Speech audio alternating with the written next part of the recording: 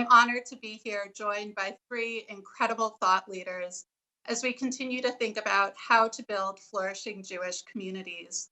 I'd like to invite Isaac Bougie Herzog, the chairman of the executive of the Jewish Agency for Israel, to share some thoughts with us before we invite our other panelists to join. Bougie, thank you so much for joining us this evening from Israel.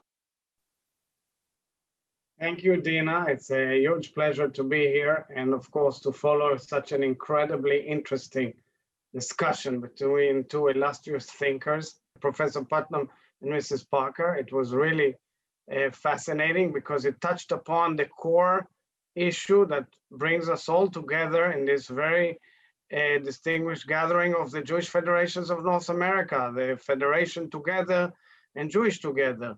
Because what were they talking about? They said that gathering is something essential for the Jewish people, for Jewish culture. Stems out of religion, out of minyan.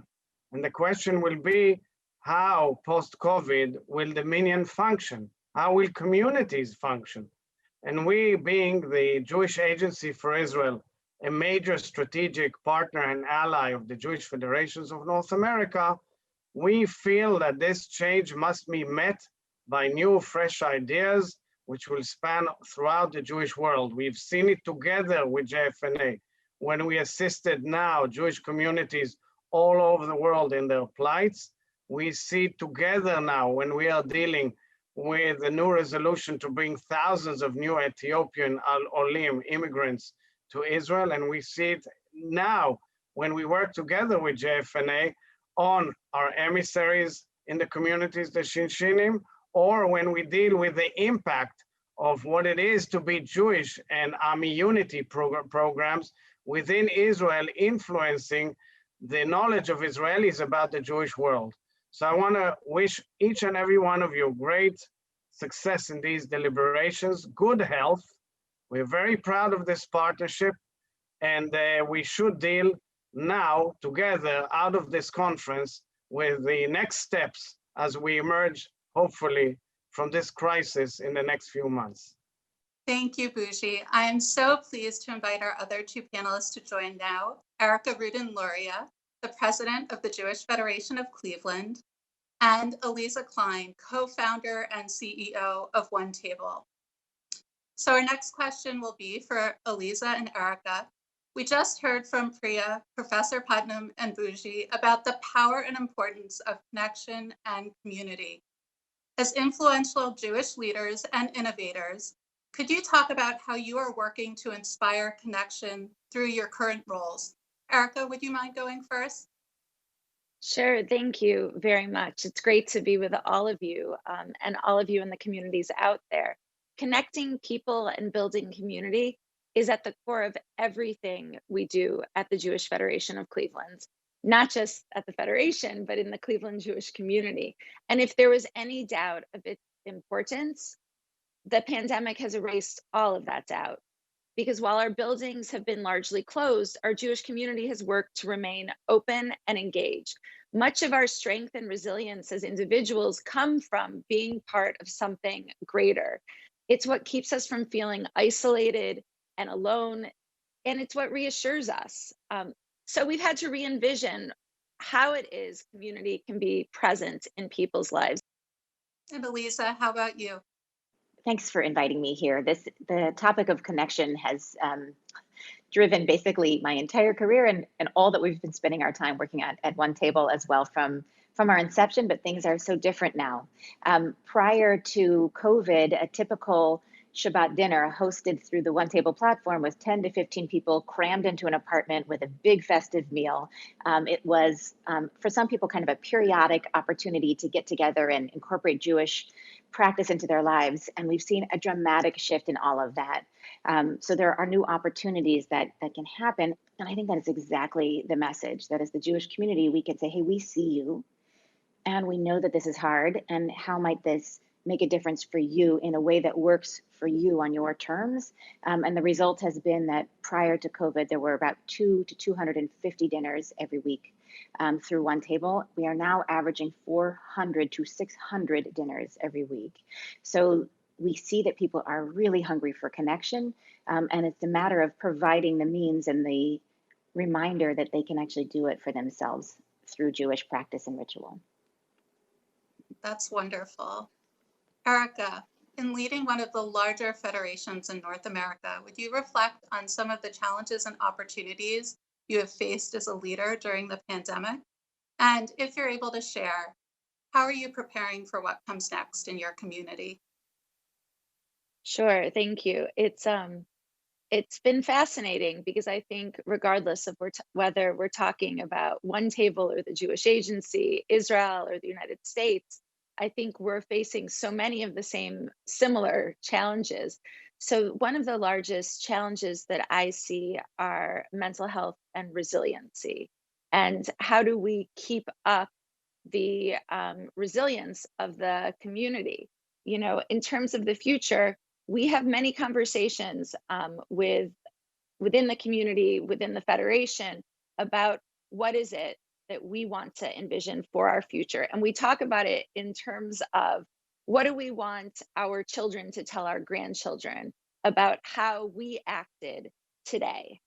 And that's kind of our North Star. So we looked at it and we said, we want them to say that we reached out and supported the isolated and vulnerable.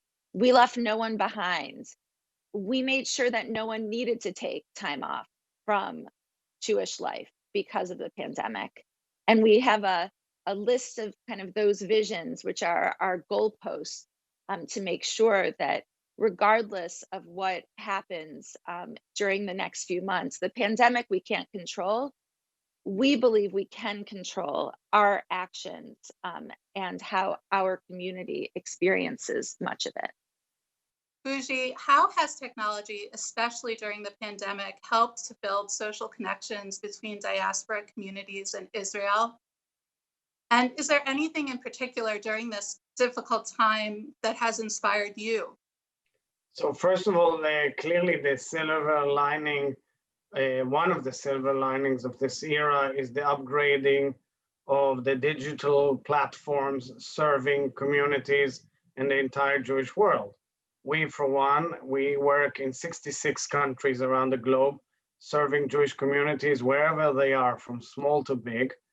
And clearly, the digital platforms that we've established, I was inspired tremendously by great volunteering. I'm inspired and awed by the federation system and the Jewish Federations of North America. This umbrella organization has touched the ability of communities and Jews all over the world to be able to sustain themselves, as well as helping Israelis in difficult consequences. So together, only together, can we establish these unique platforms for the future. Wonderful. Aliza, you mentioned that over the last several years, OneTable has been connecting young adults to the Jewish ritual of Shabbat. OneTable participants are digital natives. So rather than focus on their ability to adapt to a virtual world, I'd love to hear your perspective on the young adult experience during the pandemic and insights into how they are looking to connect to Jewish community during this socially distanced time, and perhaps what you think they might be looking for in the future. The pandemic will really be defining for young adults. This is the time when you are asking existential questions about who do you want to be in the world, what impact do you want to have, and the world is full of uncertainty right now.